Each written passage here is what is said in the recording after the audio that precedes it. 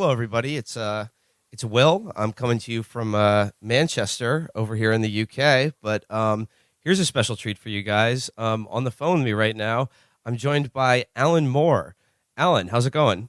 It's going great, Will, and hello, everybody. So, Alan, I guess I want to begin here. So we're here in Manchester right now, but we came up here from London the other day, where we did a couple shows the other night. And where we were staying in London was in Spitalfields. Oh, yeah. And we get there on the first night. We're kind of tired. We decide to, go out and get a bite to eat. And we walk probably a block out from the house we were staying at, turn the corner, and I am immediately frozen in place because I'm looking smack at Christchurch. And I got to say, you were not messing around in From Hell with just the overall just sinister geometry and general vibes coming off of that place. Absolutely. Although you might be seeing it, it's been a long time since I've been down to Spitalfields. While I was working on From Hell, I seem to be down there pretty much all the time. But since that time, they have massively cleaned up and gentrified the area. But I'm glad to know that Hawksmoor's Church is still a horrifying nightmare. No, it is. It's hilarious. It is totally gentrified around there. There's like a Uniqlo across the street, but at the same time, the effect of its edifice is still very, very potent. And I think even in From Hell, you describe how the geometry of it appears flat if you're looking at it straight on, but then if you approach it from a different angle, like all the angles sort of change. And I was hoping you could talk a little bit about Hawksmoor and also just sort of the unseen power of architecture holds over us, which I think you've discussed before in your work. Well, yeah, I mean, like it seems to me, the further I get away from Hell, the more that seems to be completely true. That the buildings that surround us, they completely dictate our psychologies. That the landscapes that we exist in, we're going to internalize them, aren't we? Mm-hmm. So if you're living in a place that appears to you to be a kind of rat trap, then inevitably you're going to come to the conclusion that you're probably some kind of rat. Whereas if you know anything about the place in which you're living, if you can invest all that bricks and mortar with some history, some mythology, whatever, then you can transform the place that you're living into somewhere out of the Arabian Nights, into a fantastic, magical wonderland. And if you're living in that kind of environment, you might eventually come to the conclusion that you could be a wondrous creature. So, yeah, I think that, around Spitalfields, where all of the surrounding streets, this may have changed, but all of the surrounding streets were constantly in the shadow of that church. It imposed its authority upon the entire place. And it wasn't just that church. It would seem that Nicholas Hawksmoor had got some quite oppressive agendas that he was working out through architecture. I remember a brilliant book by, I believe, Geoffrey Fletcher called Down Amongst the Meths Men, which was just dealing with the alcoholics who were sleeping rough in the East End. And there was a brilliant description of another Hawksmoor church, St. George's in the East, where a lot of the vagrants were sort of sleeping either around the church, sometimes in the crypts. And he said, what right did Hawksmoor have to destroy all of our dreams and hopes and aspirations and leave us as dejected as the lowest meths man. I mean, I'm paraphrasing there, but it was a pretty stern indictment. I mean, I remember in From Hell, there's, the church is almost a character itself. And there's a scene where Dr. Gull and his friend, he takes it around it and sort of talks about the church being built as a weapon of some kind, and like this oppressive quality to it. And like, in London, certainly, like this, is it sort of still filled with those kind of oppressive portents of, I don't know, occult symbols and things. So like, what were they trying to do with all that? Your guess is as good as mine. I would imagine sort of crush all of the life out of people. I mean, that's generally the agenda of authority, isn't it? Yeah. Although I think that Hawksmoor might have been doing it in some particularly subtle and creepy ways. I mean, I'm reminded of when I was about halfway through From Hell, there was an incident that I heard about in the news concerning Christchurch Spitalfields. Apparently, it had been decided that in modernising the church, they were going to put in a central heating system, which would require a boiler room, which would require getting rid of what was in the crypts underneath Christchurch Spitalfields.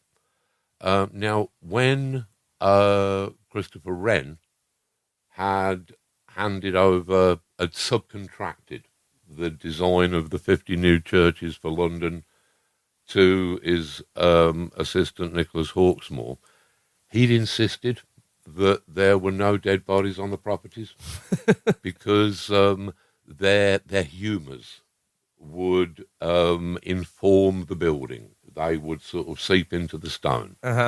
Hawksmoor completely ignored this. And so there were quite a lot of sarcophagi in the crypts under Christchurch Spitalfields.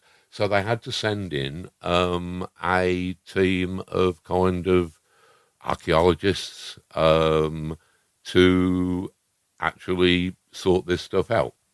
Now, most of the bodies had liquefied, so it would have been quite a dismal job. And then it turned out that they had a real scare because a lot of the people working on the site were all of a sudden phoning in sick to work, saying, "No, I can't come in today, I'm really ill." And for a horrifying moment, they thought, "Oh my God, this is plague. We have accidentally unleashed plague upon London." Then they found out that, no, actually the people who were phoning in sick, they weren't actually ill. They were just really, really depressed. And the reason that they were depressed was because of the acoustic qualities of the crypts. Apparently, this is just under the commercial road, which gets quite a lot of traffic. But you couldn't hear any of the traffic noise in those crypts. And apparently, even if there was somebody who was just less than a foot away from you, but perhaps around a corner, you couldn't hear them if they called to you. There was this sinister acoustic quality which it was completely dead. And now I'm reminded of the fact that Hawksmoor was a big fan of the probably mythical Dionysiac architects who were alleged to be the architects of Atlantis, who had travelled around the world and built all of the wonders of the ancient world. But the Dionysiac architects, one of the things that they prided themselves on was their skill with acoustics. And they said that they could construct a place so that your merest sigh would be re-echoed 1,000-fold, and also so that they could construct it so that if someone was actually screaming, a few feet away from you, you would not be able to hear them. And judging by the Whispering Gallery in St. Paul's, which, I mean, Hawksmoor worked with Wren upon St. Paul's, and we don't really know which features were whose. It looks like he was doing a little bit of experimentation. So, yeah, I think it's a symbolic establishment of power, but he was probably pulling a lot of occult in the sense of secret or hidden tricks to actually emphasize and underline that power. But, I mean, back in those days, people believed a lot of crazy shit, which they nevertheless imposed upon the landscapes that they were living in, upon the world that they were living in. There are Masonic alignments all over the world. I mean, growing up in America, like the sort of occult architecture, I was always told that Washington D.C. was laid out like the original street plans were laid out like a pentagram. That is very possible. I mean, this goes back a long way. I can remember my late friend Steve Moore. He was talking to somebody who was an enthusiast of dowsing, and who said that with a pendulum, he could douse any image that Steve cared to send him. So Steve, as an experiment, found a map of the city of Peking. It was the ancient city of Peking, which was completely laid out according to represent the body of a god. It was a god called No Cha, who is a strange small god with his hair in little bunches that look like Mickey Mouse ears, and he's riding around upon two flaming wheels. Now, this dowser, Steve took all of anything that could identify what this street plan of Beijing was. He removed all of that before sending it to this guy who wanted to try dowsing it. He got a letter back from the guy saying, yeah, I'm afraid you've beaten me with this one. He said, I've been dowsing it, and it seems to be the same kind of pattern that I would expect from a human body, in that there seem to be chakras running down this central dividing line in the plan. And yet, he says that there's these two big circles of energy down at the bottom, and I don't know what they are, which Steve found very convincing. I mean, neither of us were completely... We were probably agnostic about most things. So we were by no means necessarily convinced that dowsing was a real thing, but we thought that was pretty impressive. So yeah, you talked a little bit about, the occult or whatever. I think people, mostly know you as a writer, but you're also associated with magic. And I don't mean like, street magic or performing at parties or anything, like magical ritual practice and belief. And I was just wondering if you could talk about what does magic mean to you? Like, how do you practice it? And like what is it like? How does you apply it? Well, in terms of actual practice, back when I started out into magic, which would have been the mid-90s, I was doing a lot more actual ritual magic, perhaps because back then I needed the spectacular effects of magic as a kind of reassurance that this stuff was real, that there was something behind it, and that I wasn't just wasting my time on a load of fantastical nonsense. Whereas, as I've progressed through these last 20 or 25 years, whatever it is, I have come to the point where my understanding of magic is kind of internalized, where it just informs everything that I do, and where I have probably expanded my concept of what magic is pretty much to include most of the universe.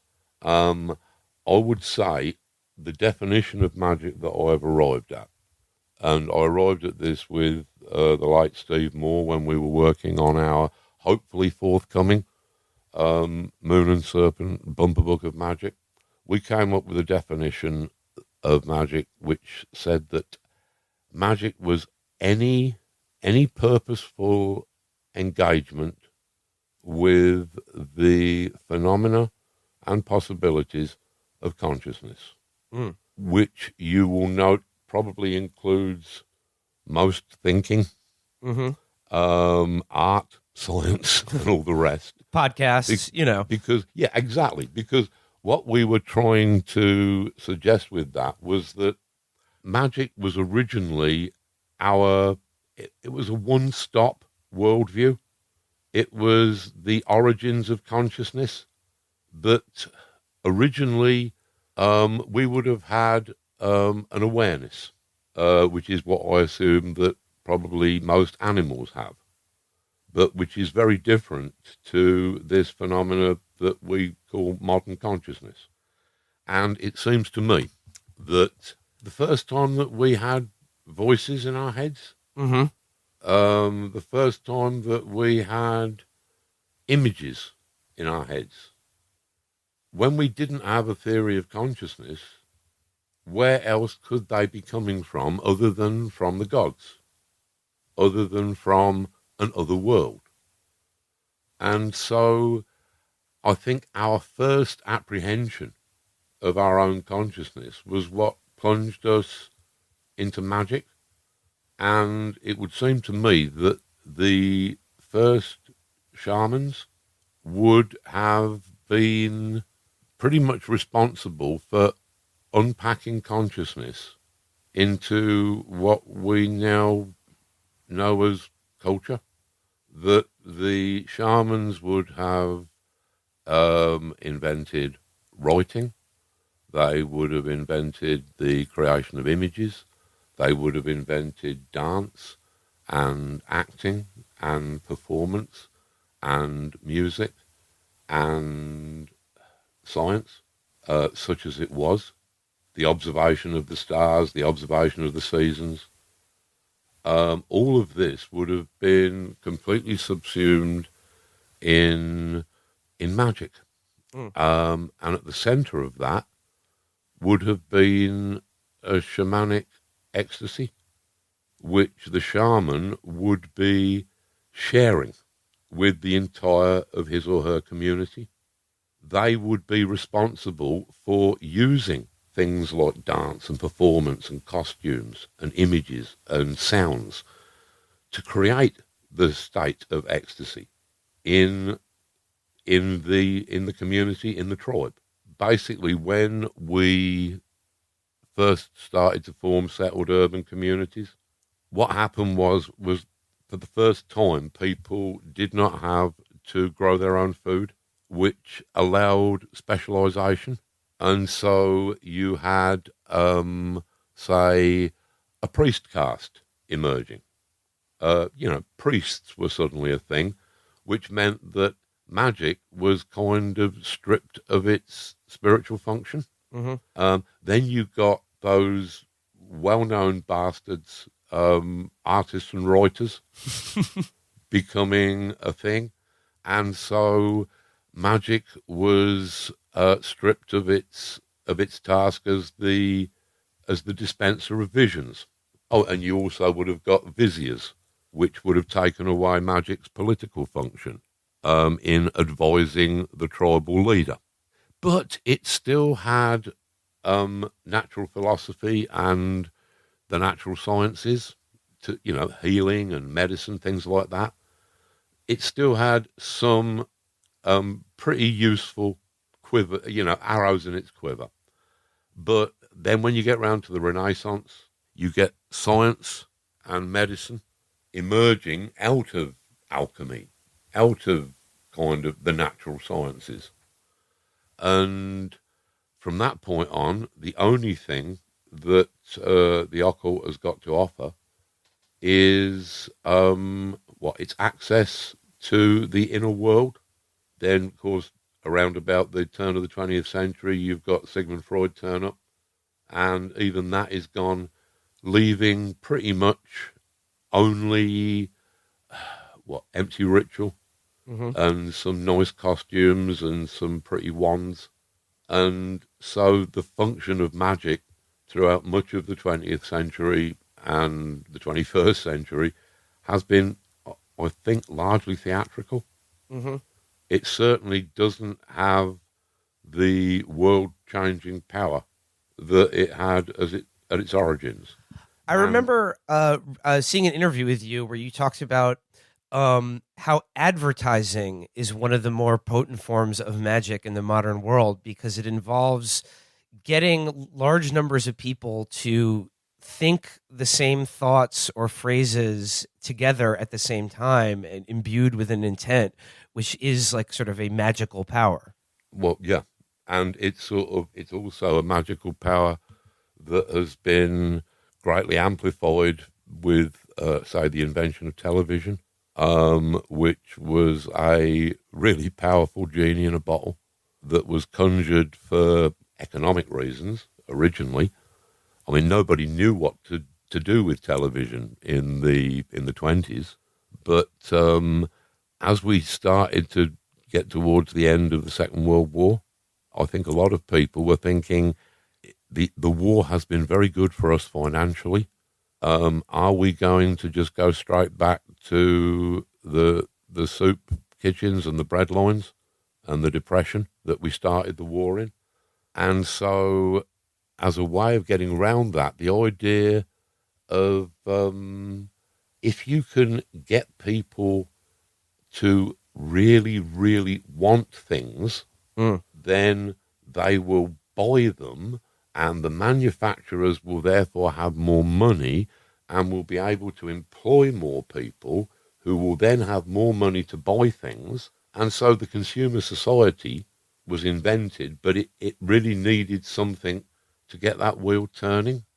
And this was afforded by television, that all of a sudden you could put the Lucy show on television, and everybody would be watching it, and they would be seeing what a nice place Lucy lived in, and her furnishings, probably a lot better than theirs.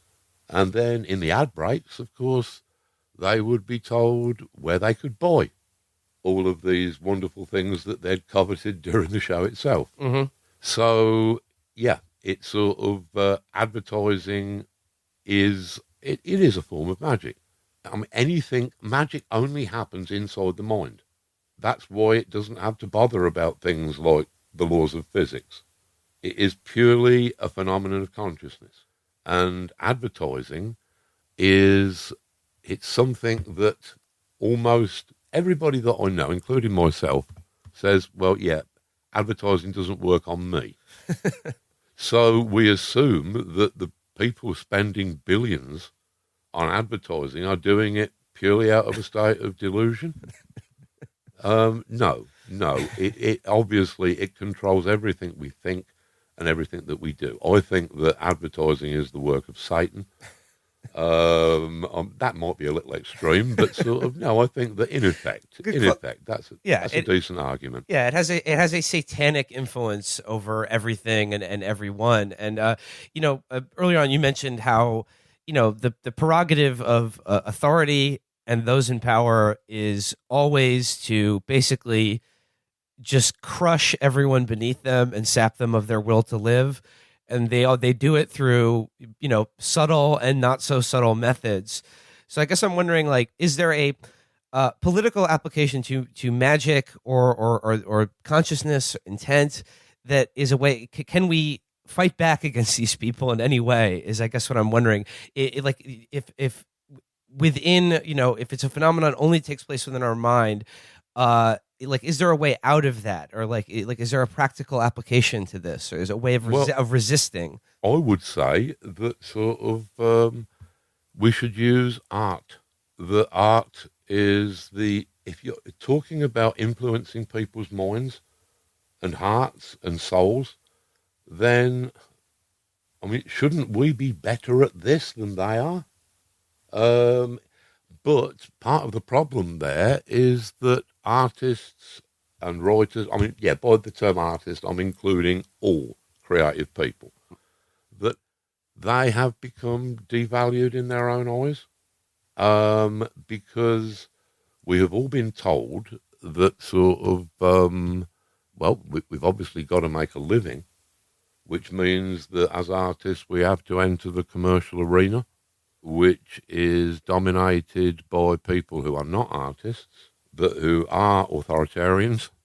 And we kind of come to the conclusion that we're lucky to have a job, that we should therefore try to do the things that the audience likes and that the audience wants, that once we've found a successful formula that is shifting a lot of units, then we should stick with that formula.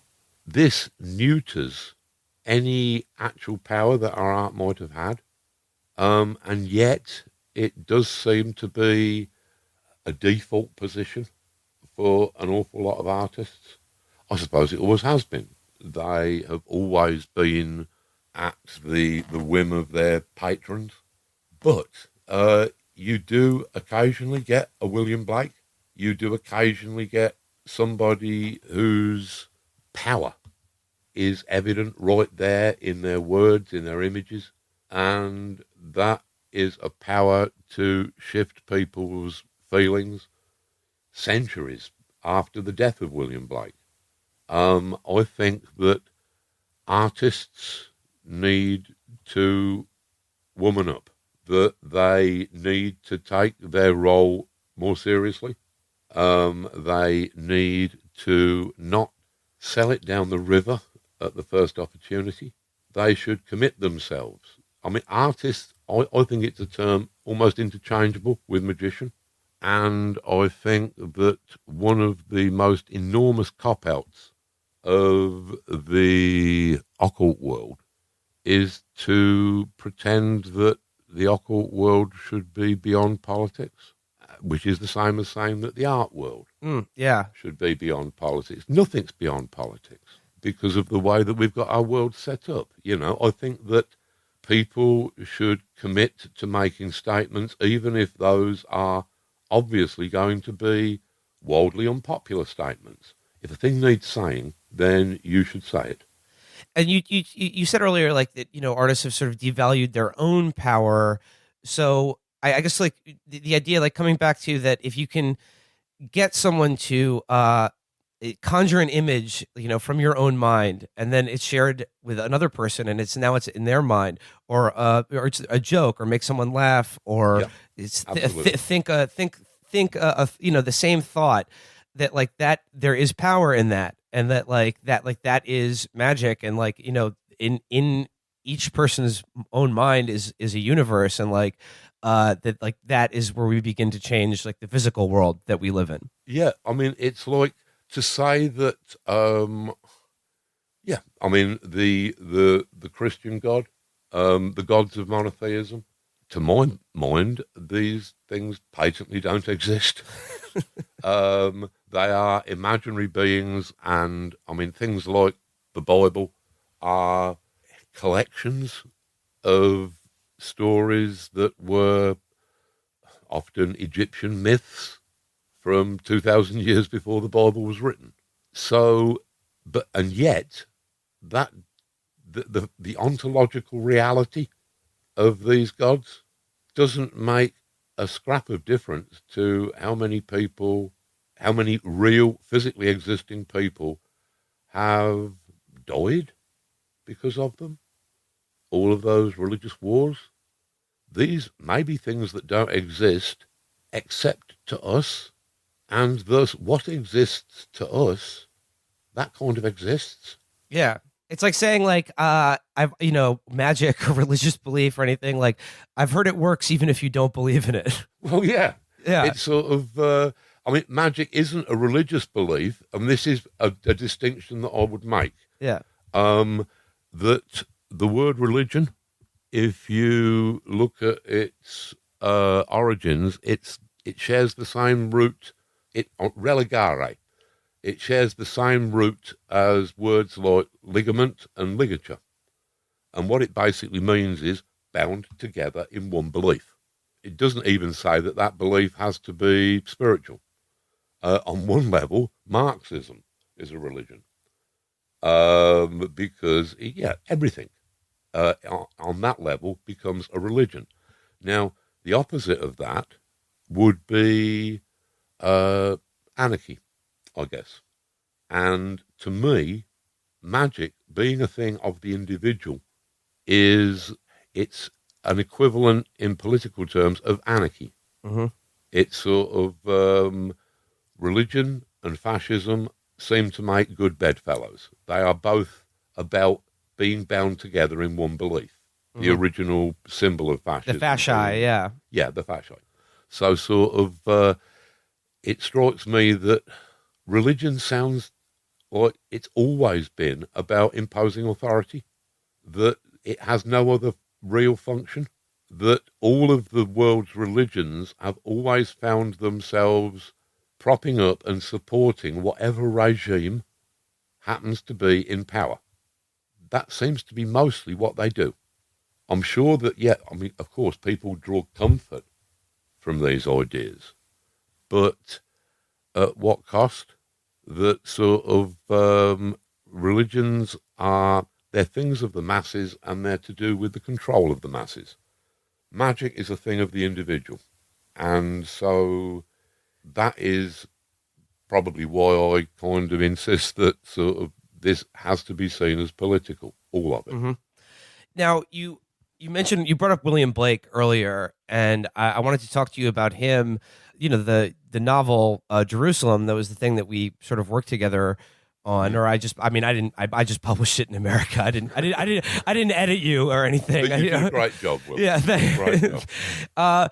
But in that book, you talk about basically, or the last time I talked to you, you explained to me just generally this idea that you were reaching for in this book, that if we take seriously the idea that time is the fourth dimension, like time exists as space, like that there's no difference between the two, that like the philosophical and artistic ramifications of that are quite profound. And how do you connect that with Blake's Eternal City? Well, I mean, it seemed to me that when Blake was talking about his fourfold eternal city, mm-hmm. he had to be talking about some kind of fourth dimensional concept, right down to the number of folds, that in my conception of things, which I believe is the same as Einstein's, and thus of most of the physicists following Einstein, is that we live in what is called a block universe. This is a solid block of space-time, with those two things inextricably intertangled. They're the same thing. So I imagine this block of space-time as maybe shaped a bit like an American football, a bit egg-shaped. Mm-hmm. So that at one end you've got the Big Bang, at one end you've got the Big Crunch, or however else the universe is supposed to end. And in between, you've got this solid object in which there are suspended all of these filaments, of some filaments representing the lifespan of planets or galaxies, and some tiny filaments that represent the span of a human life, our 70 or 80 or 90 years, just all there suspended eternally in this unchanging block of space-time, which would mean that if the block itself is unchanging and eternal, that goes for everything within it. This led to Einstein himself. A few months before his death, when he was consoling the widow of a fellow physicist, and in his letter, he said something like, for physicists such as myself and your husband, death is not a big issue. because we understand the persistent illusion of transience, which is a wonderful little phrase. And if I'd heard that before I started writing Jerusalem, I could have saved myself many hundreds of thousands of words. But it is, I think, it's at once a very reassuring idea and a very frightening one. Yeah, this is the thing. Like, when I was reading Jerusalem and I was talking to you about this, like, the idea that comes up is that, as you're explaining here, that essentially every single moment, every single second, every single thing in the universe is essentially inalterable. It already exists. It already has existed. It already will exist, and that includes every second, every moment, every thought and memory in your life, and that essentially upon death, there is nowhere for else anything to go other than back to the beginning, so that we are essentially existing eternally, but like we do exist forever, but in our own same life over and over and over again. And that always seems like the first time. Yeah, and like you described it as sort of like, if you can imagine every second in your life as just sort of like a celluloid film strip, and that time is like the light going through it that gives it the illusion of motion and forward progress. This is both terrifying in the one sense, because it means that like you can't change anything. There's no escape really or end to any of this. But on the other hand, there's something profoundly, like, it always stuck with me that like you can exist forever in heaven or hell for eternity. But like, but your essentially choices, or even just the illusion of the choices that we make, means that it's up to you where you're going to spend eternity. And the moral ramifications of that are also quite intense, because you think about, the millions of human lives that are, marked only by suffering and misery and oppression. And that if this is true, it means that we all have a profound responsibility to change that. Yes. I mean, I would say that, yes, it does come, it might have even been you who mentioned that it had reminded you of Rilke's poem about the damaged torso of Apollo. The last line, "You must change your life." That that would seem to be the implication. It brings up an awful lot of things that even I find disquieting. For one thing, if we're living in a predetermined universe, as most modern physicists, I think, although they would prefer it otherwise, they do kind of agree that that's what it looks like. Then, if this is that kind of universe, then that causes problems for science to some degree, in that cause and effect are no longer quite so clear cut. But it also causes much bigger problems for religions, and indeed for conventional morality. Then where is, in a predetermined universe, where is voice? Where is virtue? It does kind of suggest that basically, I remember me and Steve discussing this issue, that, right, so you end up with nobody that you can blame for anything, and you end up with nobody who you can admire for anything, because this is just the character parts that they happen to get. However, I mean, in Jerusalem, there is a moment where I think you've got the Northampton divine Philip Doddridge, who, or at least his afterlife spectre, is talking to one of the big working class angels. Mm-hmm. I remember that scene, yeah. Yeah, and he's sort of saying, so did any of us really ever have, free will? And the angel gives him a very sympathetic look and says, no. Did you miss it? And then they both laugh, because basically, as long as we have the illusion of free will, then everything will be fine. As long as nobody comes along and spoils that by writing a 1,500-page novel that sort of makes it Or undebatable, then sort of we should be all right, or publishes one in America. or publishes Yeah. one. Yeah, I think Nietzsche said that such people, because he had a very similar theory, but he did point out that anybody who popularised that theory, presumably by writing it or publishing it, would become the most hated human beings in the history of the world. I'm trying, Alan. I'm doing my best here. Hey, well, the day's yet young. Yeah, but to continue with this idea, though, I mean, I don't want to push all our listeners into just pure nihilism of a totally predetermined universe. But I remember the last time we were talking about this, I was actually very heartened by this idea in a strange way, because it means that if our lives are literally all we have for eternity, like this is it, this is what we're going to be doing, then essentially, if you believe that, then you'd want to live your life in a way that you would like to spend for eternity. And even if that's true or not, if who the fuck knows, your life would be better if you believed in it. Well, this is what Nietzsche said when he was suggesting his similar idea, and actually my idea is a lot better than Nietzsche's, but sort of, but there again, I did have Einstein to base mine on, which Nietzsche didn't.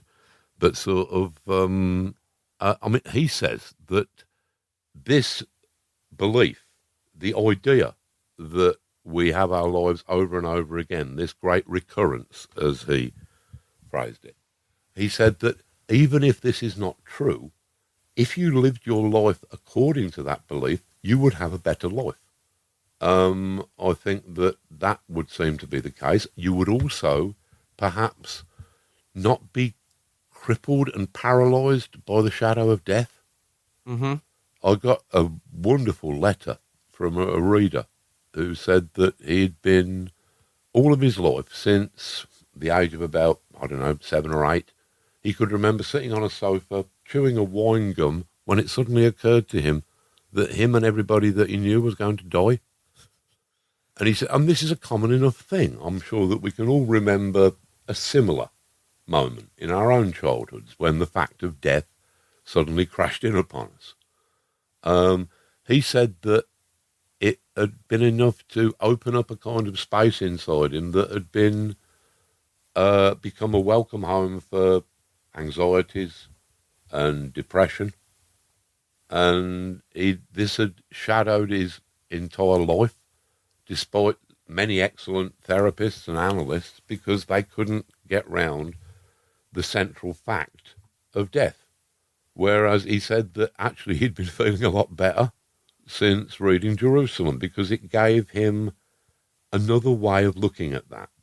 Whereas previously it was a straight yes or no between bleak atheism and kind of deluded religion.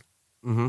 If you couldn't believe that you were going to be living in a white marble city on a cloud somewhere and singing the Lord's praises eternally with all the other angels, which does seem a bit far-fetched, then your only other alternatives seem to be a belief in, reincarnation, mm-hmm. which again, I don't really see how that works. That if I die and then a week later somebody's born on the other side of the world that is of a different gender, a different race, a completely different set of cultural beliefs, who has none of my memories or thoughts or ideas, then that's somebody else, isn't it? Yeah, yeah. That's somebody else. It's sort of, so, this gives an alternative that is also based in the here and now. I mean, one of the things that urged me to write Jerusalem was my maternal grandmother, who was a deeply religious and deeply superstitious woman who had a very, very hard life, a life of pretty much constant poverty, 2 or 3 children dying, things like that. But she had the faith that this was all going to be all right when she got to heaven, because, the first shall be last and the last shall be first and all of that stuff, that poor people would be given their just reward when they got to heaven. Now, that was a belief that I can see why she clung to it. And yet, if me and Einstein are right, then that is her only life, and that is how she lived it. And I wonder how many poor people have deferred uprising or revolution because they wanted to get to heaven and get their reward. Mm-hmm. That they forfeited a decent life in this world for an imaginary afterlife. Well, I mean, again, this gets back to what we were talking about earlier, that you can't separate anything from politics. And like I said, if we take this idea seriously, then that means it is all the more important to, like I said, stop the people who rule us and own everything and fucking control everything, but largely through the exploitation and just destruction of millions and millions of lives who know nothing else. And I mean, it's important to say, I think, that the idea that we are in a predetermined universe doesn't let anybody off the hook. Yeah. You might sort of think that, oh, well, if everything's predetermined, then I don't have to bother about climate change or the political situation or anything like that, because everything's just going to work out the way it is. Yeah, that is true. But what that means is that you won't be one of the people, you are one of the people who was predetermined to do nothing about this stuff. As opposed to one of the people who was predetermined to actually try and change all of this stuff. And the only way to find out whether you're predetermined or not is to do it yourself. Yeah, exactly. It sort of it puts all of the onus and the responsibility upon the individual, which is where I think it should be. This is, in terms of anarchy, which I still believe to be the best political way of ordering the world, although it would obviously take a lot of work before we could get to such a point. But, Darwin, when he died, he was saying that he thought that anarchy was the most scientific form of political belief. So, yeah, these things all tend to sort of, for me at least, they all tend to play into one agenda, and that is the agenda of the individual. This is not a libertarian idea.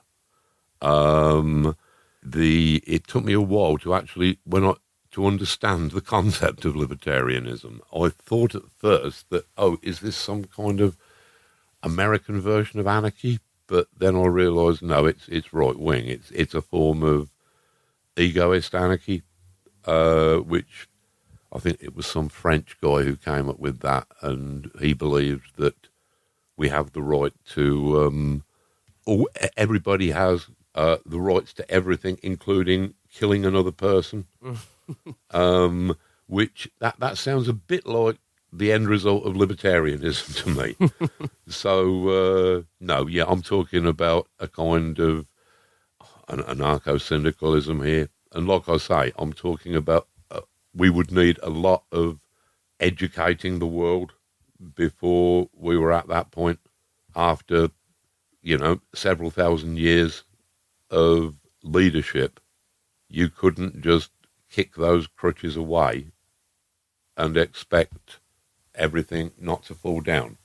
You would there would have to be changes made in society that could prepare us for that point, but it is doable, and I think is preferable to the alternative, which is that we all become, fuel units, just obedient fuel units that sort of can prop up the economy or the ruling class until some inevitable collapse, which really doesn't need to be inevitable, but which most of our rulers seem to be preparing for.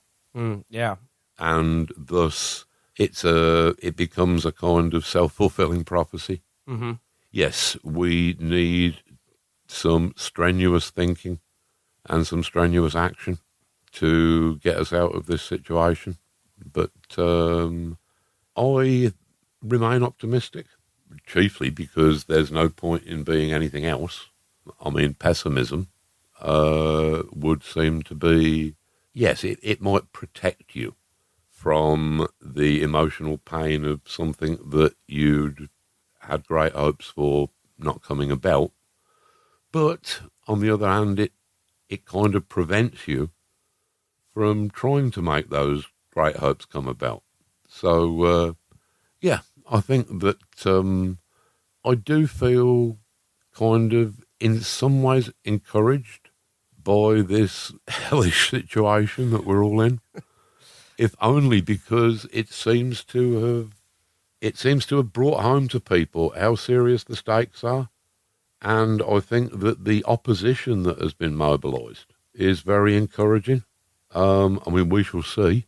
There'll perhaps come a point in the future when we look back upon Donald Trump and Brexit as the unlikely saviours of humanity. I mean, that's a very slim chance, but, just in terms of the way that they focused the debate and laid things out very clearly. And, so that people realised that they had to make a choice and to stand up for something if they wanted any kind of future for themselves or their children. No, I think I think that's pretty clear. I mean, how should I put this? Like, yeah, if you can imagine a better life for yourself or your kids or your friends or loved ones, and you want it, like it's it's there. You can't ask for it though, because like I said, the people who are in charge are strenuously opposed to that. No, you have to take it. It's sort of you have to come up with some kind of strategy. You have to stand your ground. You have to learn the use of the word no. And you kind of have to keep doing that. This is not a one-off struggle where you can put all of your effort into it and then the world will be all right again and then you can relax. If you're going to commit yourself to actually doing something about the state of the world and the state of society, it's kind of something that you have to commit yourself to doing every day, because this stuff, it's pretty much unending. I mean, it's an evolving situation of awfulness. And, I mean, in Northampton, it's a pity that you couldn't have stopped off here, because then we could have shown you what the first town in Britain to collapse under the weight of austerity looks like. I think there was something in the New York Times about it, probably much more than there has been over here. But, Northampton is bankrupt. It has collapsed under austerity. It is being placed into some sort of special measures. There is no longer a budget to guarantee safety for old people or poor people or disabled people. We've got people sleeping in tents in the doorways of our closed down retailers. It's and yet at the same time, I mean, it's pretty much the situation that I wrote about in Jerusalem. Yeah. I mean, I was more or less saying, the Boroughs is the centre of Northampton. If the Boroughs is not repaired, Northampton will collapse. Northampton is the centre of England. If Northampton is not repaired, then if there's an ugly burn hole in the middle of the social tapestry, then that will run all the way to the edges. There are other towns. I believe East Sussex has just followed Northampton into the same economic abyss, and there will be others. So I suppose this gets back to your first question about how do you use magic in today's political and social environment. With the collapse of Northampton, it's opened up a lot of possibilities, by which I mean the council are absolutely desperate. And thus, when I recently worked with me and Mitch Jenkins, my director and photographer pal, we did a few short films based in Northampton a few years ago, with the idea that these could lead up to a feature film and possibly a TV series. We shot the feature film, I think, November to December last year. We were given the council offices, which had been abandoned for a much more expensive property that actually bankrupted the town. But the old style, it was like being what I imagine like perhaps KGB headquarters during the 50s. It was that kind of architecture, and but it was perfect for our kind of film crew and our film offices. And so we did this film. It's very unlikely. It's all set in Northampton. I wouldn't call it social realism, but in a way, for Northampton, it kind of is. And with a bit of luck, if we've done this well enough, this can actually do something for Northampton in the same way that, say, I don't know, Game of Thrones has done for Ireland. There are a lot of places these days that seem to be mainly existing on the strength of, I mean, I suppose even Dublin with Joyce's Day, Bloomsday. Places that have been informed by a work of fiction can become tourist destinations. It can do a lot for the town, and can perhaps resolve some of the very real problems on the street level. This is a way of using art and magic to actually intervene. It's not the only way, but it is one way that you can rise to a problem. I mean, we are pretty much doing this in the hope of rescuing Northampton and also reinvesting Northampton with its rich mythology, so that sort of the people living here and people reading about the place or watching the film might actually get a sense of how important mythology is to the fabric of a culture, not just for Northampton, but for everywhere. Yeah, I mean, that's what you said earlier about, the places that we live and live in have an effect on us. And if you imbue those places with its own mythology, you place yourself within a story. And like, if you can see yourself as part of a larger story, like then that's like sort of a first step. Yeah. We've been talking a while now, but before I let you go, I got to ask you about Lovecraft, because Lovecraft has been sort of like a running gag on our show. We do the Call of Cthulhu role playing games. We've done a couple episodes based on that. I mean, I obviously love his work, but there's also a comedic quality to his kind of bizarre and hysterical racism and just generally weird, alienated worldview. So, I got to ask you about Lovecraft. What do you think it is about Lovecraft, who was a kind of weirdo, obscure writer in the 1920s? Like, what do you think about his work, like, that is actually seems to be gaining, like, it seems more and more relevant, or like people keep sort of coming back to it in a way, and it has a sort of this influence it seems to be becoming more and more potent. Well, I mean, when I was deeply involving myself in Lovecraft scholarship, when I was actually creating for my book Providence, when I was kind of trying to come up with a take on Lovecraft, and I started to realise a lot of things about his writing which had been staring me in the face, but which I hadn't really thought through before. And one of these was sort of, it was the basic idea that Lovecraft was a much more conscious and deliberate writer than I'd given him credit for. that I'd perhaps gone along with the idea that he was in some way a deficient writer who used too many adjectives, who, I think as Michael Moorcock said, was capable of over-describing the indescribable. and yeah, there is some truth in that. But I began to see it more as a kind of a series of modernist strategies that Lovecraft apparently hated modernism. I mean, he wrote a very, very funny parody of T.S. Eliot's The Wasteland, which I think was just called Waste Paper. And it's really good. He loathed, Joyce and sort of Gertrude Stein, all of them.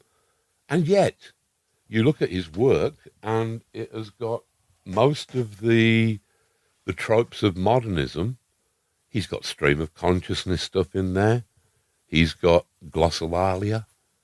He's got an awful lot of modernist techniques. I think he was a closet modernist. And one of the ways that his stories achieve their power is by his over-describing the indescribable. That wasn't a flaw, that was a strategy. What he was doing, I mean, in one of the cases where he describes Cthulhu for the first time, I think, in The Call of Cthulhu, and he said, yes, it was perhaps a bit like an octopus and a dragon and a caricature of a man, but it was the overall outline that was the most terrible thing. And you think, what does that mean? The overall outline? So what he's saying is, I've just told you 3 things that Cthulhu doesn't look like. And in his other works, I mean, like The Colour Out of Space.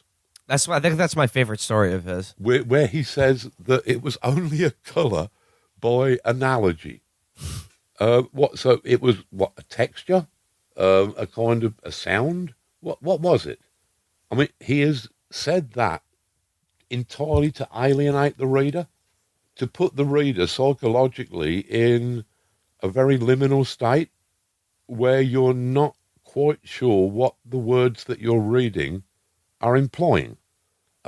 There's his description of the liquescent death of Wilbur Whateley, where Wilbur Whateley's had all of his clothes ripped off by attack dogs and is turning to goo on a library floor somewhere. And Lovecraft describes different parts of his body. And yeah, all of these parts are so incongruous with each other.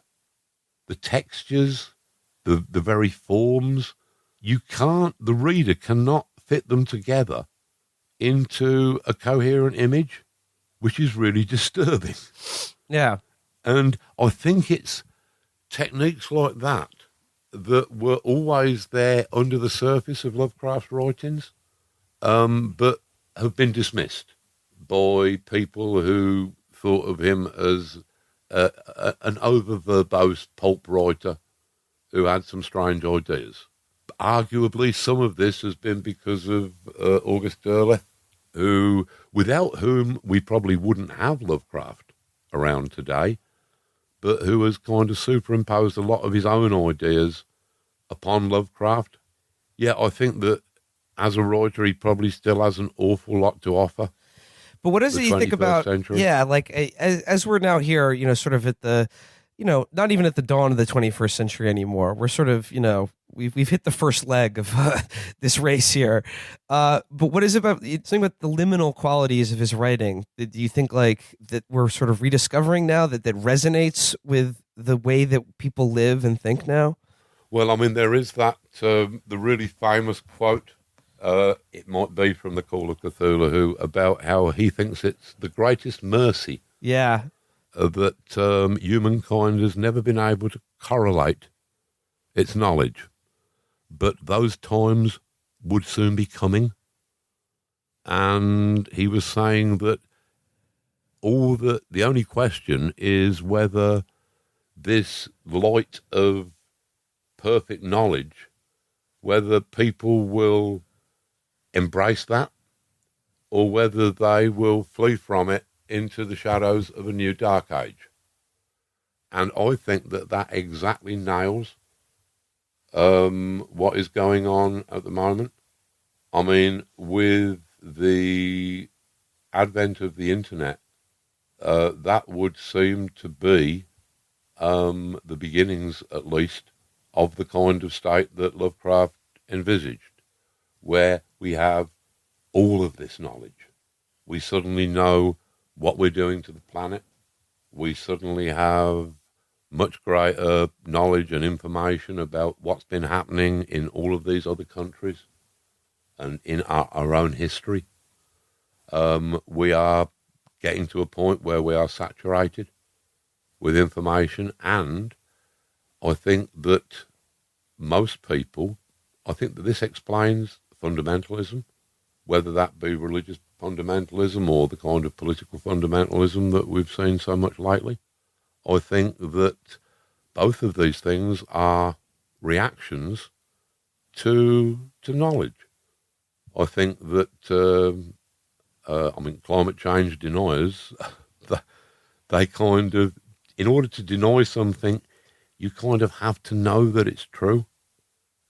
Somewhere inside you, you have to be aware that it's true, and you can't deal with that, so you pretend it isn't true. It's that kind of retreat into the shadows of a new dark age that Lovecraft was talking about. We have to, even though a lot of the information that we are uncovering and are being bombarded with is kind of frightening, we have to embrace that. We have to absorb it. We have to do something about it. We have to do anything other than to retreat into Lovecraft's shadowy new dark age. You know, that would be the ultimate betrayal of our species.